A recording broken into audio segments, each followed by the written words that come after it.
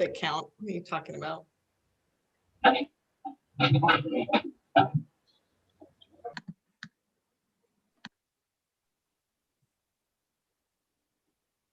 See.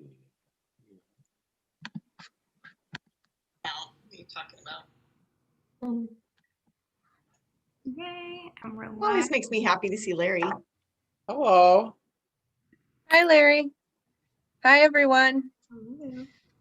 Makes me think that you're at Washington Hall. Yes, You're that's live. the idea. You're not there. Don't tell my secrets, Larry. Okay. I'm gonna rename me. All right, I think we are recording and we're live if Taylor wants to take it away. Yes, doing all my checks. Everyone can hear me, right? Okay. And I also just want to make sure that the captions are working. I think they are. Yes. Look at us. Amazing. All right. I'm going to share my screen and it's going to be great.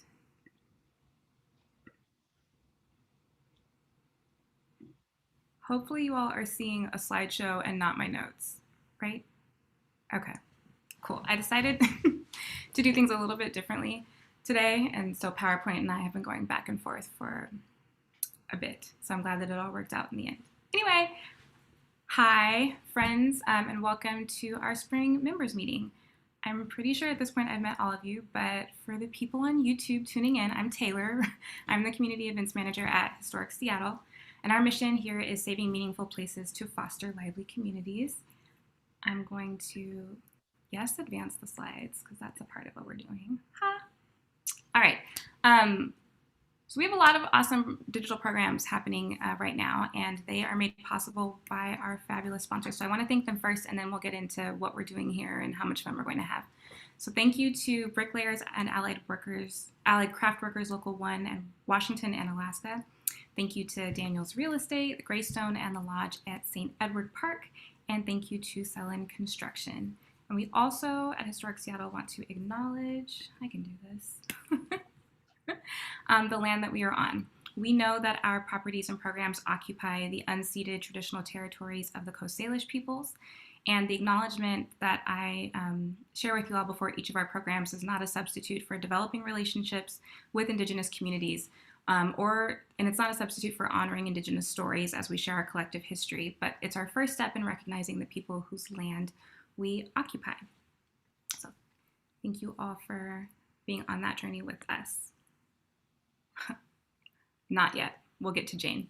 Actually, I'm going to stop the share because we don't need that. Jane's not first.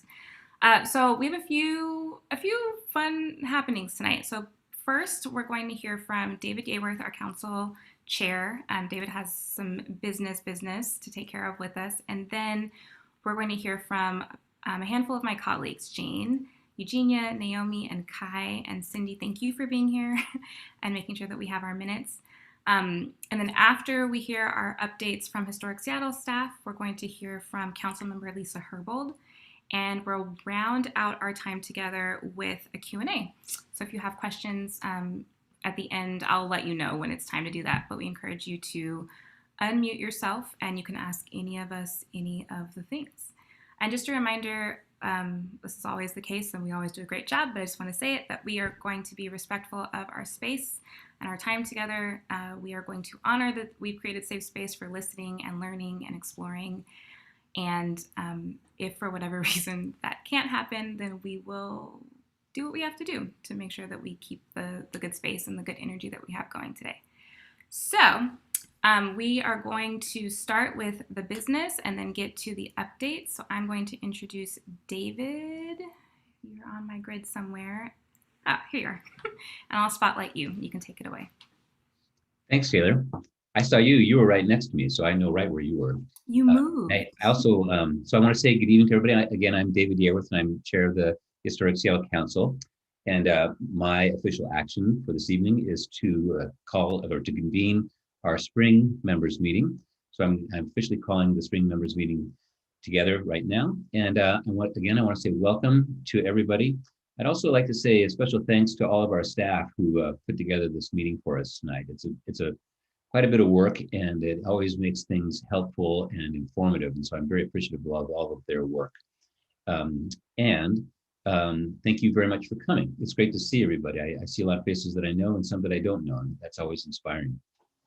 So our first official act is to approve the minutes from the December 3rd, 2020 members meeting.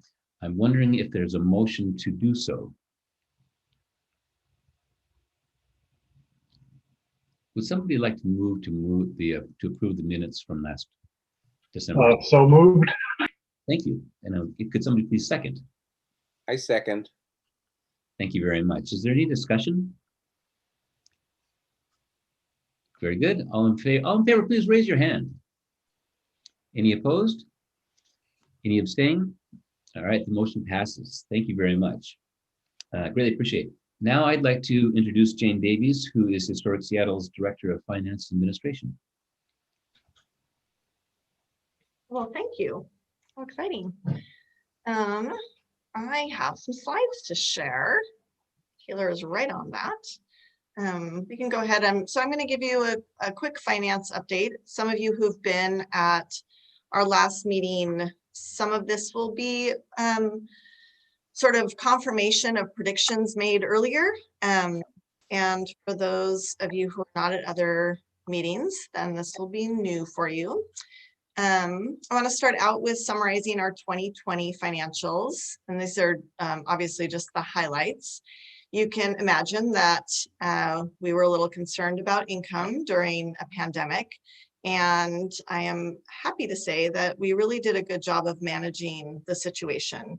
Our real estate operations income, which is the lease fees that we collect from tenants at our various properties, were under budget by about 8%. But that isn't a huge number, which is great. And the rest of the story is really positive in that, one, our unrestricted contributions, meaning donations from some of you and from the broader population, were way above expectations, and we thank you for that. And the other place that we did a really great job was cutting expenses, and our personnel and administrative costs were under budget, but the highlight really is that our real estate operations expenses were 22% under budget. Some of that obviously happened automatically because the buildings weren't really open. But a lot of it was very deliberate and excellent management by David McLean, our property and asset manager, that really made the difference in us ending up in a really solid place at the end of 2020, which for some people was a really, really challenging year financially. We also held off on a lot of major capital projects, sort of to be conservative. We did jump into a few that were really good to do during a pandemic, like parking lots, things that were good to work on while there weren't a lot of people around. But we did hold off on quite a few, which you will see in our upcoming slide.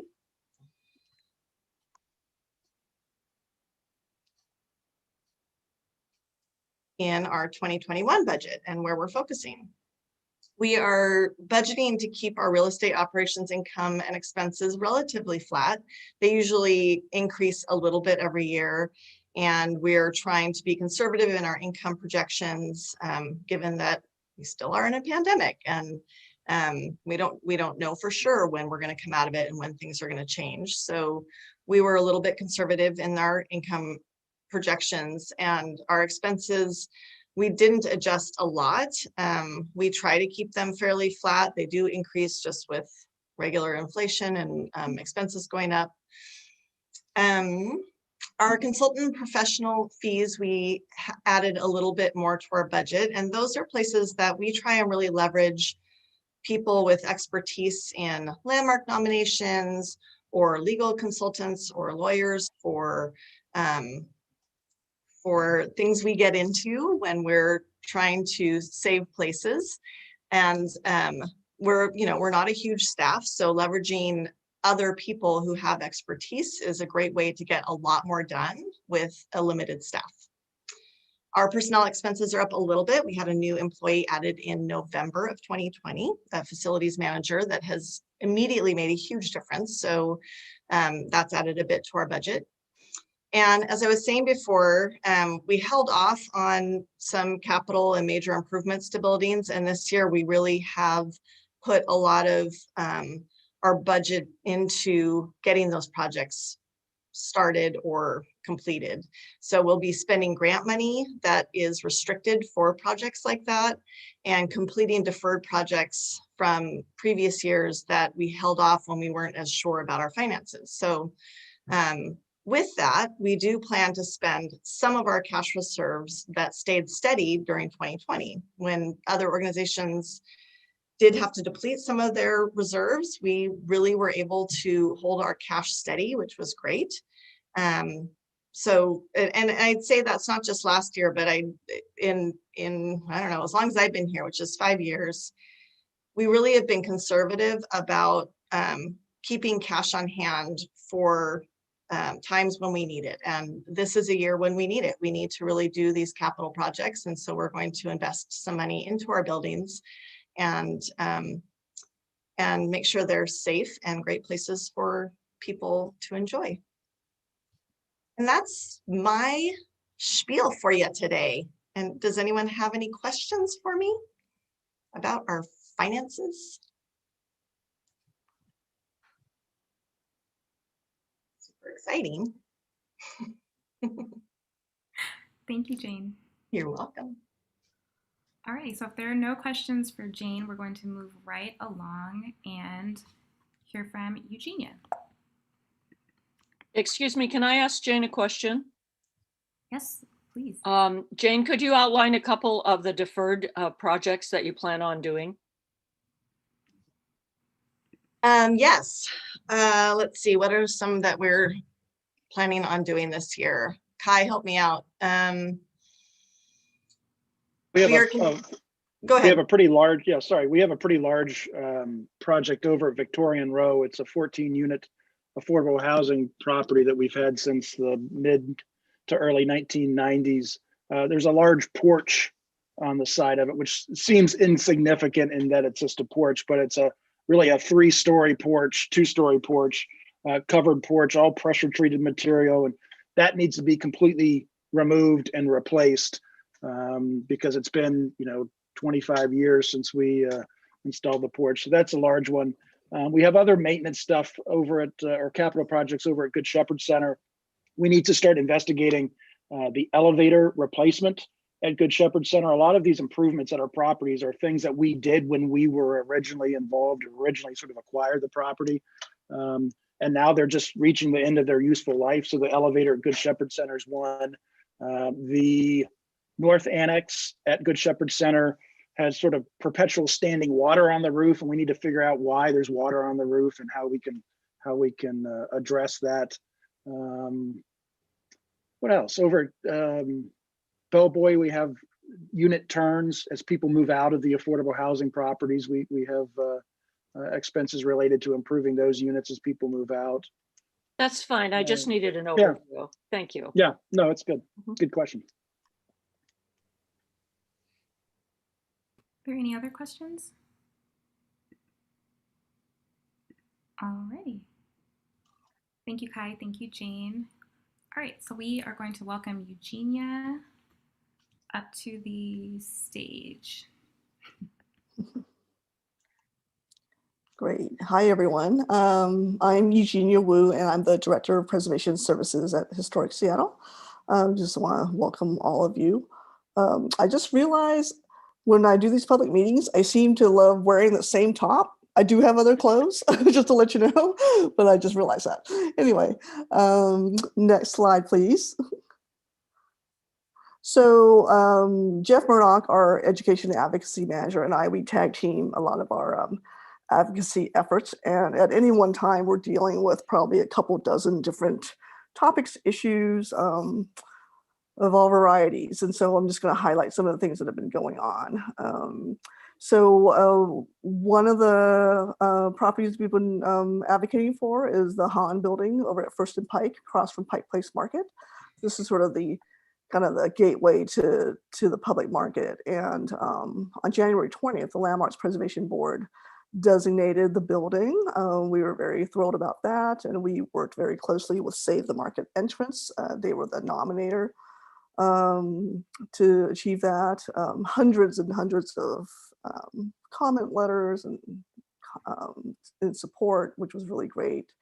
And but the story is not over on this one. Currently, the landmarks process, it's in the controls and incentives phase negotiation, which basically means controls are what protect the property, the landmark, and incentives are available to historic landmarks to help preservation in the future. And this is a negotiation between the owner and the city, but the owner did not support the nomination, the landmarking, so we're going to see what happens there. At the same time, there was a master use permit issued by the city for the replacement project, a 14-story hotel building on that site, and that permit has been appealed to the city hearing examiner. So the hearing will actually be in May. So this is still to be determined, and maybe the next time when we meet again, we may have some updates. The next property is the Viva La Quinta, is the La Quinta Apartments over in Capitol Hill at 17th and Denny. And this is a nomination that Historic Seattle sponsored and is prepared by Northwest Vernacular. And we successfully had it nominated in February, and it's up for designation on March 17th. It is a public hearing, so if any of you want to support that designation, we encourage you to do so. We've been working closely with the residents in the Capitol Hill community to get this landmarked, and it's going to be sold sometime this year. We don't know when yet. We're hoping to find a preservation-friendly buyer for it. But in the meantime, we wanted to make sure it was hopefully protected, which is why we were seeking landmark designation. So that's exciting. And do check out the website that the residents created, vivalaquinta.com. Next slide, please. Something coming up that's exciting, another nomination that we are co-sponsoring with the owners of the Wagner Floating Home. The Wagners were the original founders of the Center for Wooden Boats, and this was working with the two sons of the Wagner family, and to hopefully get it landmarked. And it's sort of been repainted recently, and ultimately this will get sold as well. But we're thrilled that we were working with the current owners to see it recognized, and sort of to tell the story of maritime heritage in Seattle. So we're going to have a landmark nomination meeting on April 21st, or the Landmarks Board will. And so that's when we'll present the nomination. So we're hoping that we'll get support from that too. The same day, the Center for Wooden Boats, actually, they also submitted their nomination for their buildings and site. And so that's going to go before the board as well. And both nominations were prepared by Sarah Martin. So we're really excited about that. Over on the right is the National Archives Seattle, over in Sandpoint. And many of you have probably heard that the federal government was planning to place the property for sale, which would mean NARA would close and the contents would get shipped off to California and to, I think, Missouri. The collections are so important, the archives are so important to our collective history. And so we joined a lawsuit that the state attorney general's office filed in January, along with 29 tribes and other community organizations, the state of Oregon and the city of Seattle. So we are co-plaintiffs in this.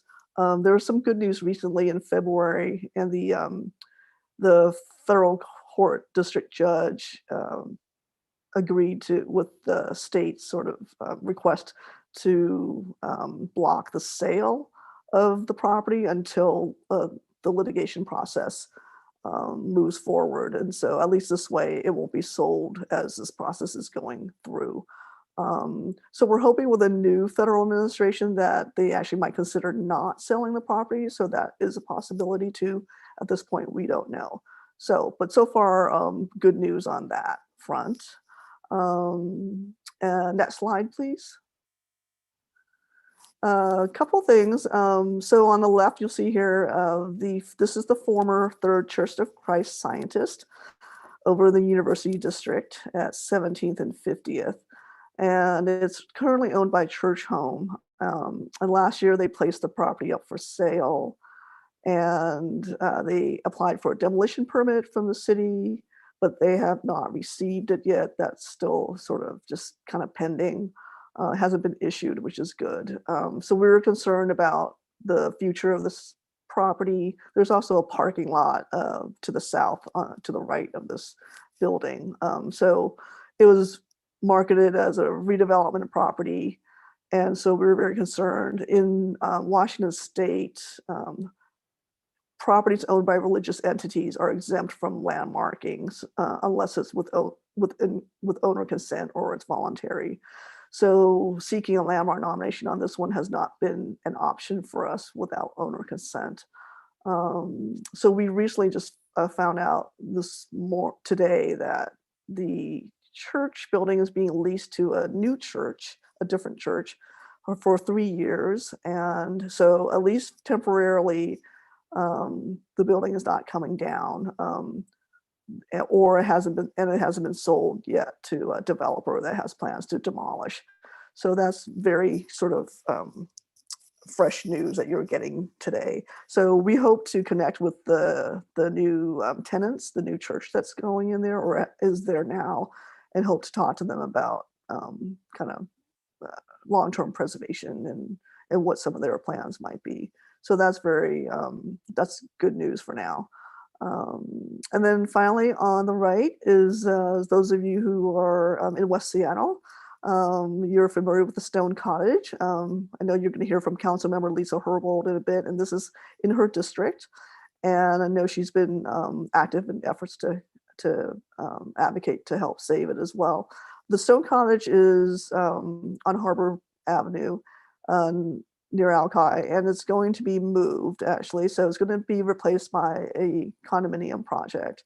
And the Southwest Seattle Historical Society and Save the Stone Cottage LLC, they are working together with some help from us to save the Stone Cottage and find a new location for it. So in the meantime, it's going to be moved temporarily to another site until they find a final permanent location for it. And so they currently have a fundraising campaign going. So if you go to savethestonecottage.org, you'll learn more about the significance of the building, its amazing kind of social cultural history, and also learn about how, if you're interested, how you can also support the campaign to save the Stone Cottage. And so that's sort of what's kind of going on generally. There's a lot more happening, but if you're interested in knowing more about these properties or any other advocacy issues, feel free to contact me and or Jeff Murdoch. And I think that's all I have. So if you have any questions, just let me know. Or I think we're taking questions at the end, I think. Thanks. Thanks, Eugenia. We are doing questions at the end, so I'll just move us right along to Naomi's updates.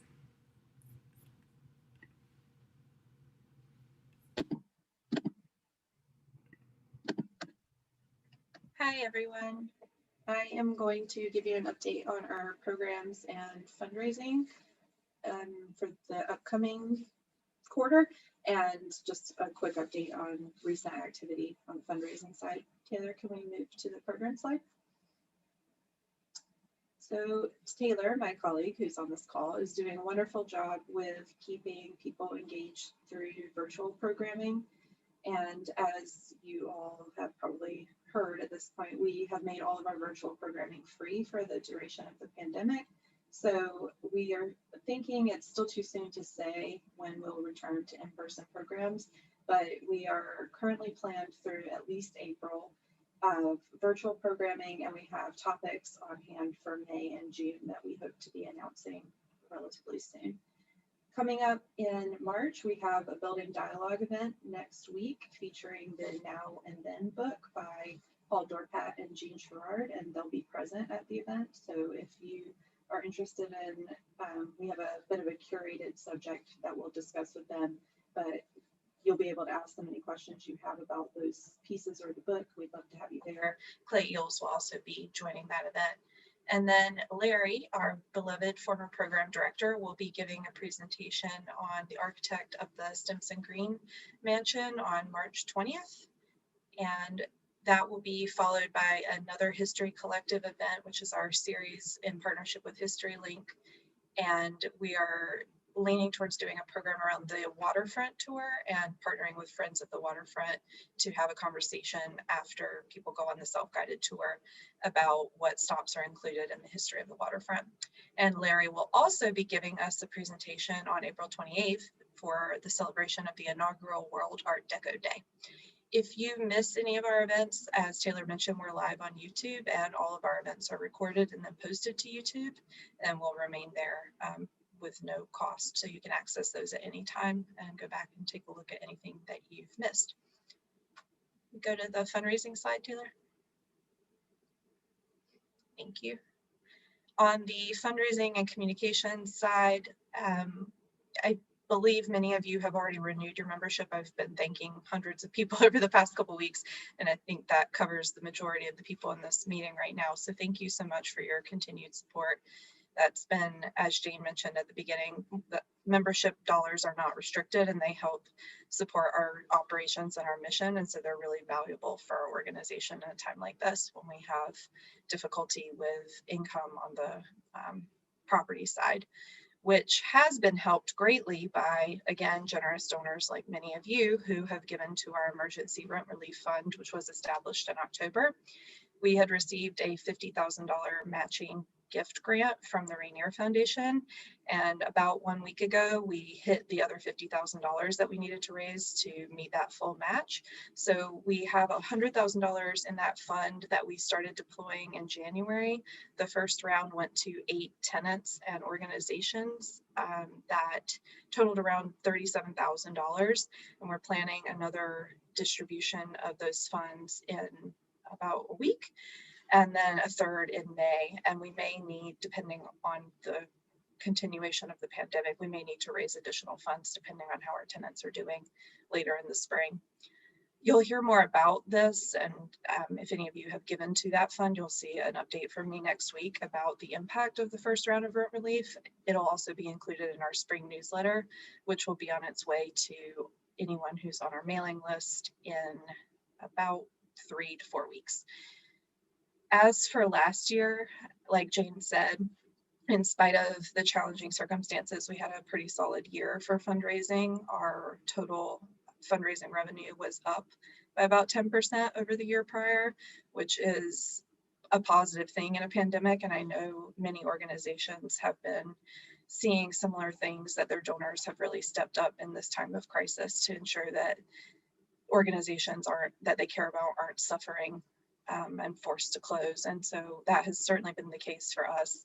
And I am very grateful to all of you who support our work and who put your dollars into that caring that you feel for our mission. I am happy to take questions about anything specific to any of this at the end. And if you have any questions about programming, Taylor, who's on the call, can also answer those at the end with us too. Thank you, Naomi. And next up, we have Kai. Hi, everyone. I'm Kai Kelly, Executive Director of Historic Seattle. And,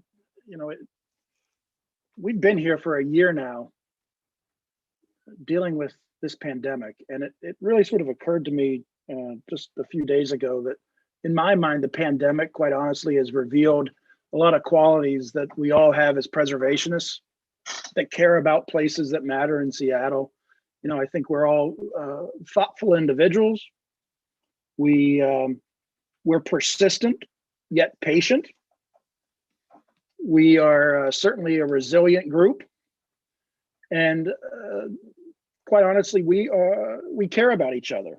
And you know, Naomi just alluded to the $100,000 raised for tenant rent relief, and that's no greater example of caring for others during a difficult time than that sort of display. So I want to reiterate and emphasize the thank you to everyone that's participated in that, because your impact does make a huge difference, not only for Historic Seattle, but just as importantly to the people that we work with and people in the community. So thank you. So let's jump to our next slide. I want to give everyone sort of an update on a big project that we are undertaking or have already undertaken, started to move forward, which is the seismic retrofit of the Good Shepherd Center.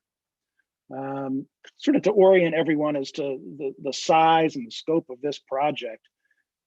It was 20 years ago that we undertook the Cadillac Hotel rehabilitation, and that was a $10.6 million project.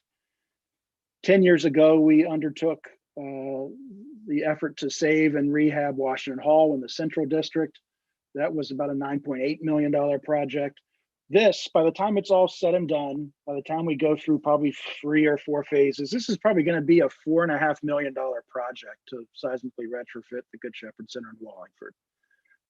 As many of you probably know, the Good Shepherd Center was Historic Seattle's first project just when we were a little baby organization formed by the city of Seattle. It was our first partnership with the city back in 1974. Shortly after the organization was formed in 74, it was our first partnership with the city.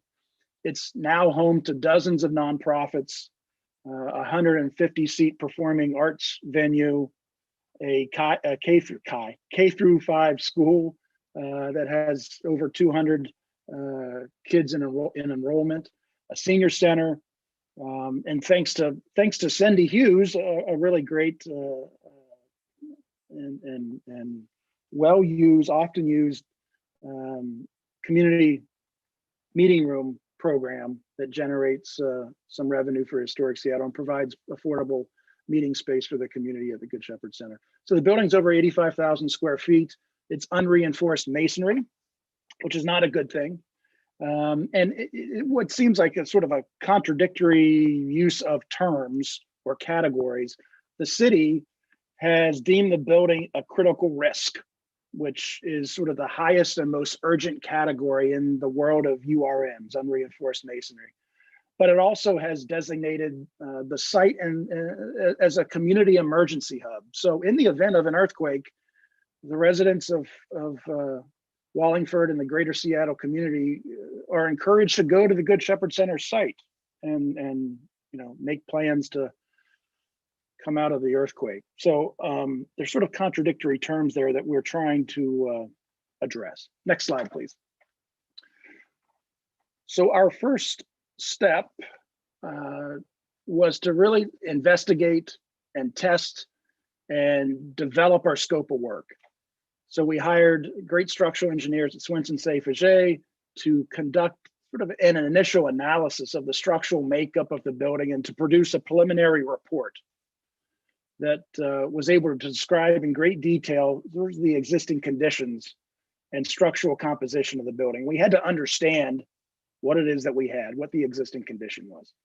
So then we sort of put on our surgical mask and act as doctors and surgeons, and we strategically cut and remove sections of walls and floors and ceilings in select areas throughout the building to expose the existing framing. When we did that, we were able then to come back and test all of those structural connections. We literally hired a testing firm to come out and put physical loads at different angles on those connections. And we used that data in conjunction with the structural engineer to develop a schematic design. Then we formed, through the volunteer efforts of community members and tenants and building staff, an architect selection committee.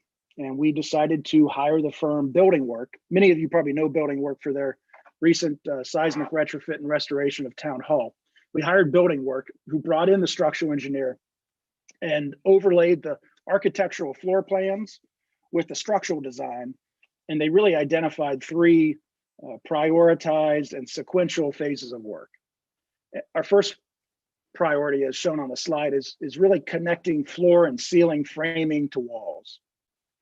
In other words, it's connecting vertical walls to horizontal structure. And we're doing that in the main building and in the South Annex building. Our second priority is to install steel framing, or it's called strong backs, in the 2-story chapel space that's shown sort of in the middle of the main building.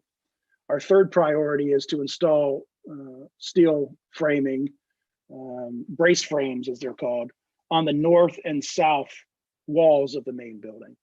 So once we had our assigned priorities, we turned to our consistent friends and funders at the state, the Heritage State, the State Heritage Capital Program, for funding. And we used Heritage Capital funds many years ago to restore the veranda at the Good Shepherd Center and 2 pretty recent phases of work at Washington Hall. We worked with Lighted Construction, good friends who did some work for us at Washington Hall, to come up with our budget. And we determined that we could go to Heritage Capital with a request for just over $868,000. So we, as well as 36 other organizations across the state, were awarded, luckily, the full amount of money by the grant panel, and now have formed and are leading an effort to lobby the governor and our state legislature to approve full funding for all the projects, and that totals $9.161 million.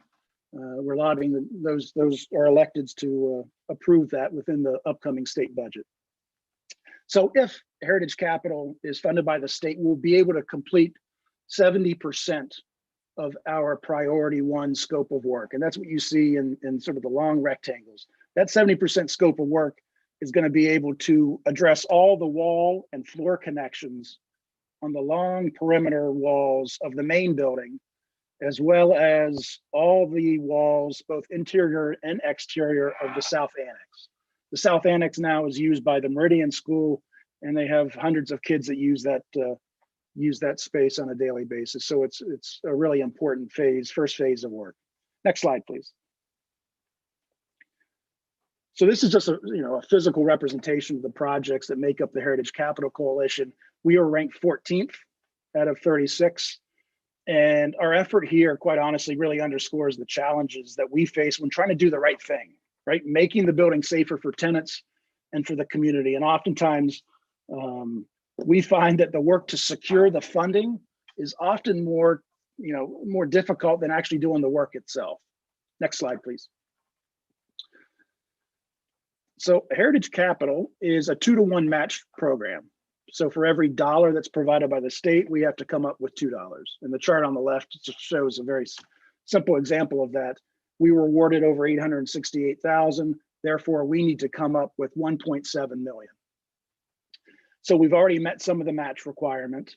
However, right now, as a placeholder, we're showing about $1 million in debt that we need to bring to the table to meet that match requirement. The chart on the right highlights that with $1 million loan, it's really not the most financially viable option for us.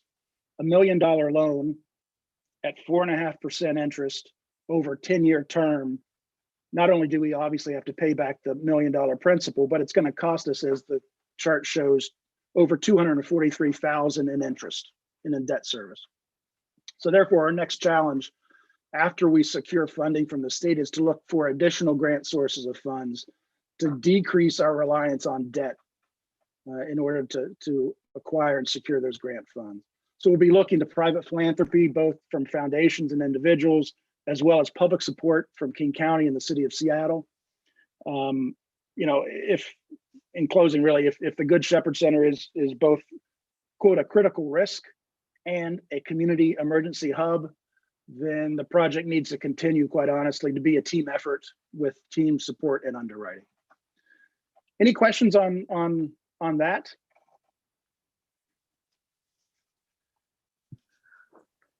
Could you give me the name of the architect again? Building Work. Building Work. Yep, they're a great firm that's doing a project for us now over here on Vashon. They finished Town Hall maybe a year ago or so. They've been doing a lot of really great preservation work in the city. The principal there is Matt Alfs, AALFS. Great firm. Thank you. Any other questions? We'll probably have time at the end too, but I wanted to recognize and introduce our guest here, Lisa Herrbold. Lisa represents the 1st District, which, as many of you know, covers a large portion of West Seattle and South Park. She's been a resident of Highland Park for 15 years now, and she was first elected to City Council back in 2016 and again in 2019. She's the chair of the Public Safety and Human Services Committee. Very important. I can't imagine the workload now going through that committee. Over her professional life, Lisa's always focused on issues of access, of fairness, and a commitment to a shared quality of life that I will honestly say, and it's not just because you're joining us, Lisa, but the quality of life thing, you know, your support of preservation and of saving places that matter across the city has been very consistent and noteworthy and appreciated. And we count on you and appreciate having you as an ally in our sometimes fight to save meaningful places for the community. So I want to welcome you and appreciate you joining us tonight. Thank you so much. Should I just take it away?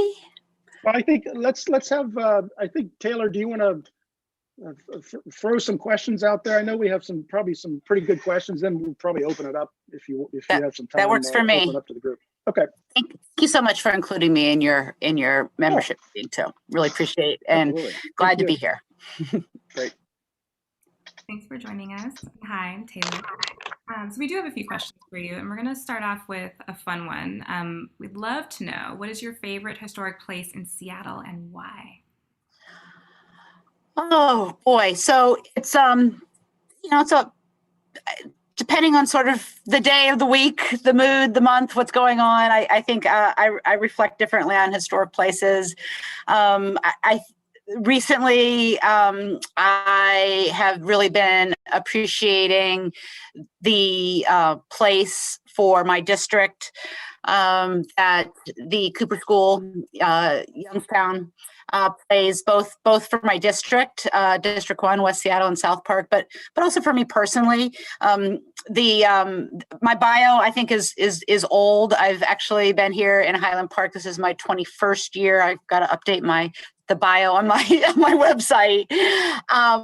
But I am somebody who's been on the city council for my 5th year, but I've worked for the city since 1998, and I was an aide to a city council member, Nick Licata, for a very long time. I was his aide for 18 years, and I became aware of Cooper School in Youngstown because I was his legislative aide who was staffing neighborhood plans. And Youngstown is, really is considered sort of the center, the organizing principle for the Delridge Community Neighborhood Plan. So I actually, I got to work on that effort in, really a small way. I was just a legislative aide at the time, and Nick was a really amazing advocate. But the Youngstown now it's referred to as Youngstown, then it was Cooper School, has a great place in District 1 now as a place that serves a lot of different purposes. The model is very similar to Good Shepherd or Washington Hall, whereas the tenancy of the building is very multifaceted, but very, very focused on what the needs are of the community. But the history, of course, of Cooper School is just amazing. Folks may know that the first African-American teacher to teach in any public school is Thelma DeWitty. She worked at Cooper School from 1947 until 1953. There's a theater at the Youngstown Cultural Center that's named after her. And when I first became aware of it, it was really, it was a boarded up building. It had been used for nothing but storage. It was a prominent landmark serving as the northern gateway to Delridge, but yet it was a symbol of disinvestment and neglect. And so again, the 1999 restoration of the school became a really central focus of their neighborhood plan. So it's important to the community. And it's important to me personally. It's an awesome space. I echo everything that you just said. And I learned about fantastic West Seattle during that time in 1999, and I made my home in West Seattle a year later. And I don't think you can underappreciate the value of having that sort of cutting edge project, because when we were doing Washington Hall, we were looking to Youngstown and Randy Engstrom to sort of figure out, like, how do you do it? What's the model? What are the best practices, and how can we take and honestly sort of steal some of these great ideas and apply them in for us, Washington Hall. So that's a great example. Your answer is actually a great segue into the next question that we had for you. So when we zoom out and we're looking not just at West Seattle preservation efforts, but preservation citywide, where do you feel like the city's doing well? And then where do you see some opportunities for improvement? Well, I've learned from Eugenia that facadism is not preservation. And I think, one of the things that we do well is identifying the locations where preservation is important. But one of the things that we don't do as well as we could, because we don't have the regular authority to do so, is to consider not just the structure of a building and the history of the structure of the building, but also the history of the use, because that's really important to being able to do more than saving a facade.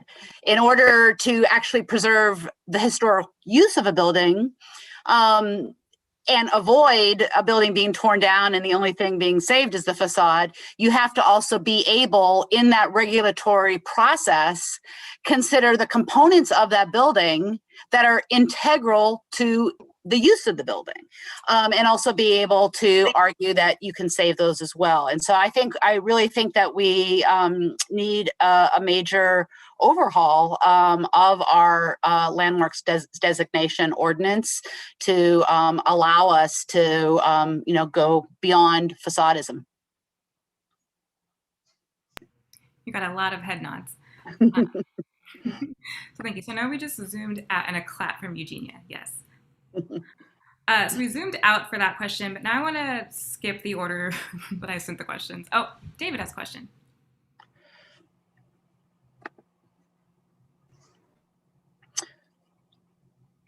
And you're still on mute, David. How's that? Can you hear me now? Yes. Yeah. Hi, Lisa. Thanks so much for coming. It's really great to see you. It's been a while. It's nice to see your face too, David. Yeah. I should tell everybody, I used to be a legislative aide for Seattle City Council member Sally Clark when Lisa was working for Nick Licata. So we have a long track record back there. Yes. It's really nice to see you. And thanks for coming. If memory serves, I think the city has a list of properties that it owns, some of which are historic, some of which are not, but all of them are sort of looking for a steward or an owner, or the city doesn't really want to be the owner of them. And I'm forgetting what this list is actually called. Kai, you might help me out. It's the city owned properties disposition list, I think is what you're talking about. Thank you. Yeah. Is there any update on that? I just haven't heard anything about it in a while. I think the focus is really on looking at that disposition list as it relates specifically to use of city property for housing development. But that said, I know that we have attended, they're looking for they're looking at that list of property for developable land. And I think the tendency is to focus on land that is not does not have a structure on it. I don't know that anybody looks at that inventory for what are properties that might have attributes that would make them qualify for landmark status. But that would be a really interesting project to think about, sort of matchmaking properties on that list with a landmarking process. I can think of one in my district, the South Park, not the community center, but the neighborhood center, right? That's an old firehouse. And I think I've talked to many of you, and we've had conversations about the history of that, or the future of that property as well. Well, thanks for the answer. That sounds like a great idea to do some matching, just to see if there's anything that's there that'd be worthwhile. And you have some expertise in matchmaking, David. I think that's kind of your jam, right? Never know what can happen.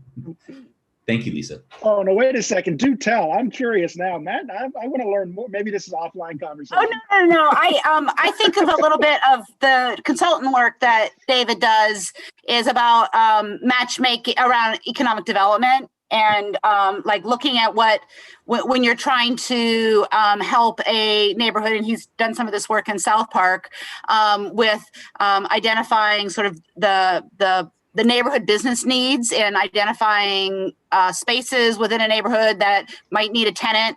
So rather than just a property owner notifying just in the general public through regular real estate efforts that something's up for rent and ending up with, a Subway, a little bit of what David has done in different communities is to figure out what a community needs and try to find the right tenant, the right business tenant for that need.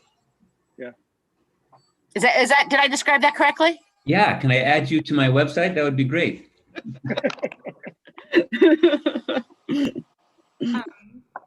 This is Anita Bryant, and I have a question. Can you hear me? We can. Okay. I appreciated hearing about the Shepherd Center and the need for donations.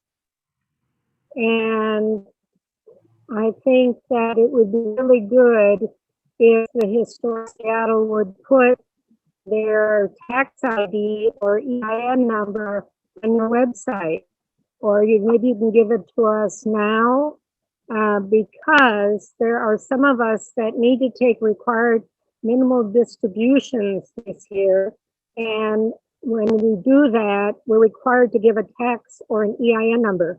And can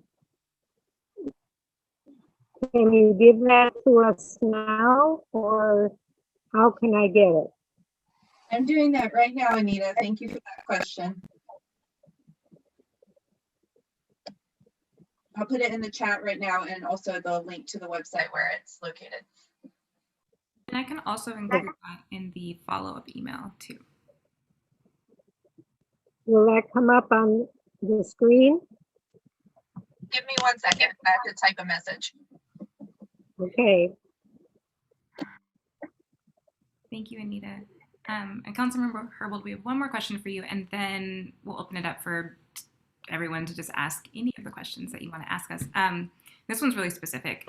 So we just commemorated the 20th anniversary of the Nisqually earthquake, and since you are the chair of the Public and Safety Human Services Committee, would love an update from you just about the city's efforts to address the 1,100 or so unreinforced masonry buildings in Seattle. I see your eyebrows moving.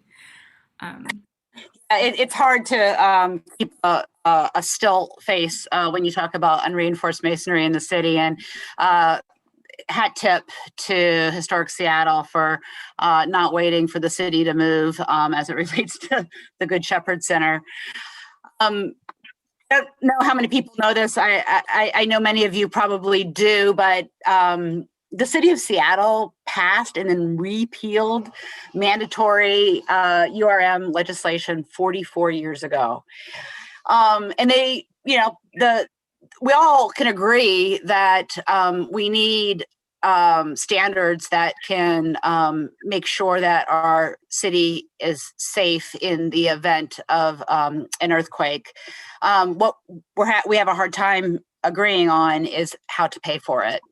So we know that an event like a magnitude 6 or 7 Seattle fault earthquake could cause widespread death, injury, displace our most vulnerable residents and the businesses in our community, permanently damage historic structures, and of course, exacerbate our already very desperate housing affordability crisis. So, we need to figure out really how to not just create the mandatory standards, but how to develop a financing package. Back in November 2019, a group called the Alliance for Safety, Affordability, and Preservation convened a really what I thought was an exciting and productive meeting of all of the relevant department heads and the mayor's office, together with a broad spectrum of stakeholders, including developers, both market rate and affordable housing, the property owners, folks who own buildings that are unreinforced masonry buildings, historic preservationists, engineers, architects, and neighborhood associations.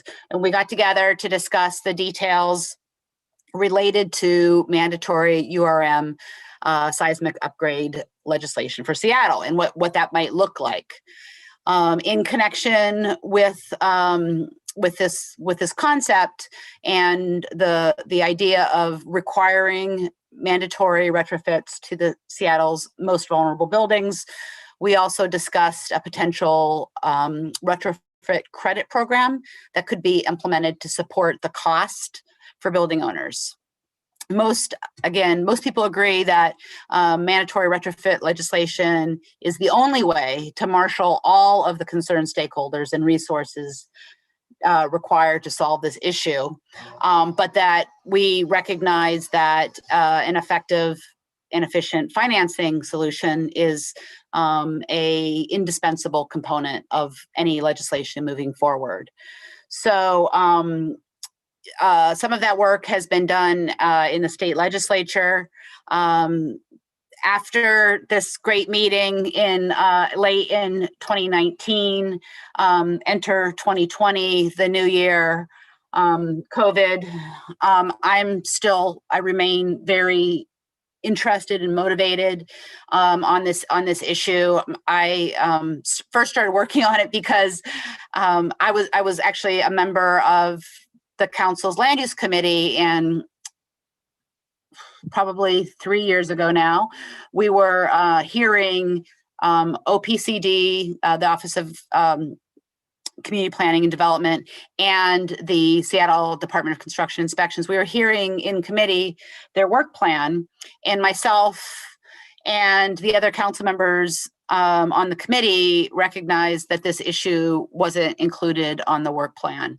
And so we together wrote a letter to new Mayor Durkin at the time, and really emphasized our belief that this needed to be a priority.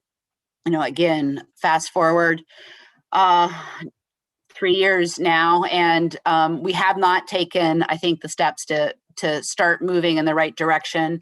I've been in touch with the lead with ASAP, that's the Alliance for Safety, Affordability, and Preservation, in this new year, sort of with the message of, yes, last year was difficult. We were really focused on responding to near-term emergencies, but I want to work to get back on track for 2021. And so what we had developed a resolution that would basically set out a work plan for the city departments. And so that resolution is drafted. We drafted it last year, and we received a lot of pushback, obviously last year, with good reason for moving forward on the resolution. And I'm interested in trying to move it forward this year.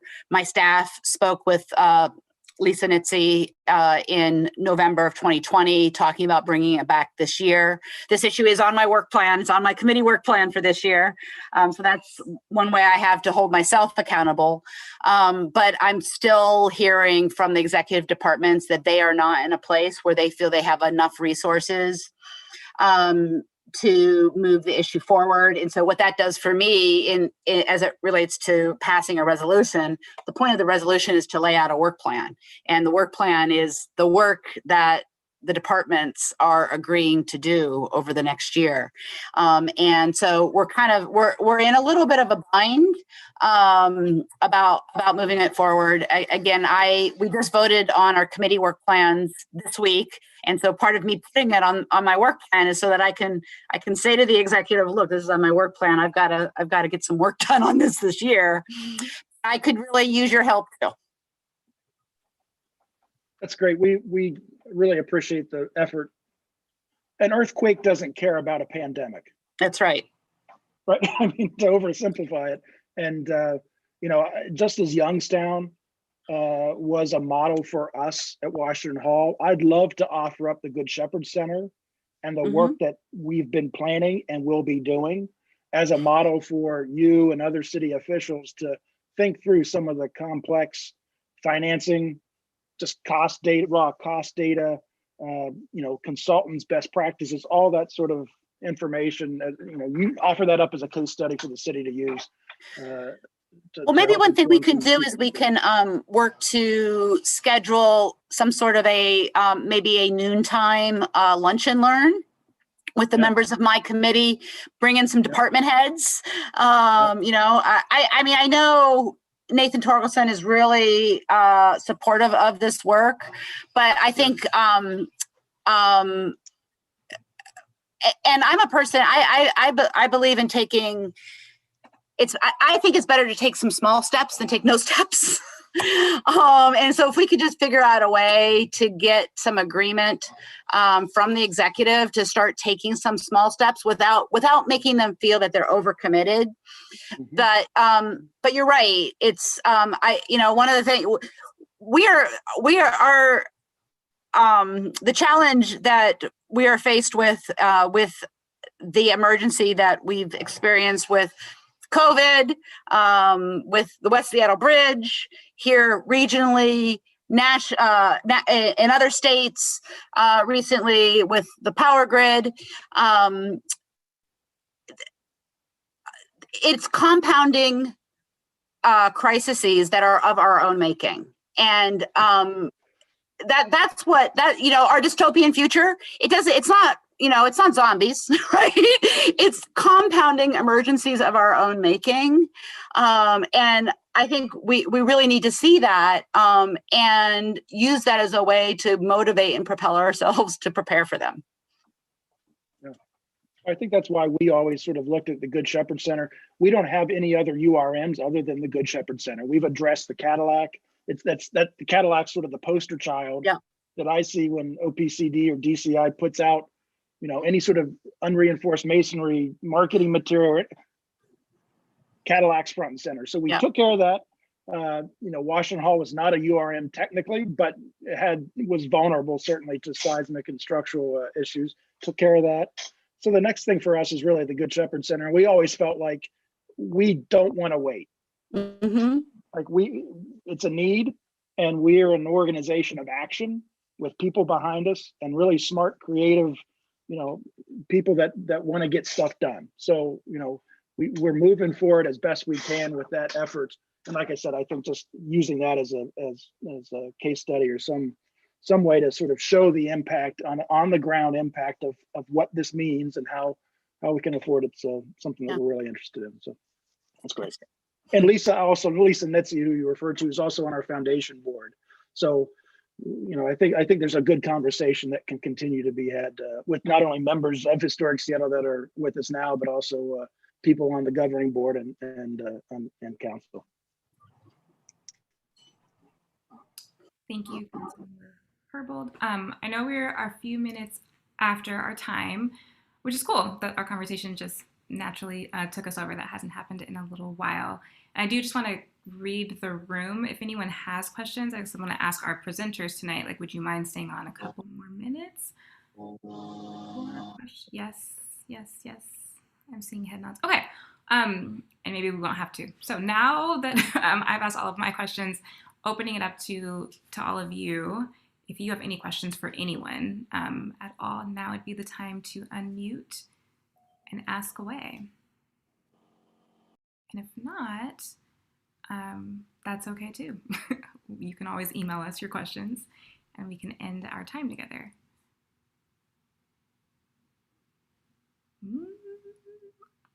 Okay. Sounds good. Well, thank you all for joining us tonight for our spring members meeting. If you'd like to play this back, it is on our YouTube channel. We've been live streaming. I will send the link in a follow-up email. I'll also capture some of the links that were shared in our chat and make sure to include those as well. And thank you again, Councilmember Herrbold, for joining us tonight. This was great. And Kai, Naomi, Eugenia, I know Jane had to take off, David, Cindy, thanks so much for making this happen. Thank you, Taylor. You do a great job hosting us. I just want to say, in front of everyone, we just love the way you do it and what you bring. So thank you. I appreciate that. I can't wait to do this in person. I think. Yeah. Be well, everybody. It's good seeing you. Thank you. Bye-bye.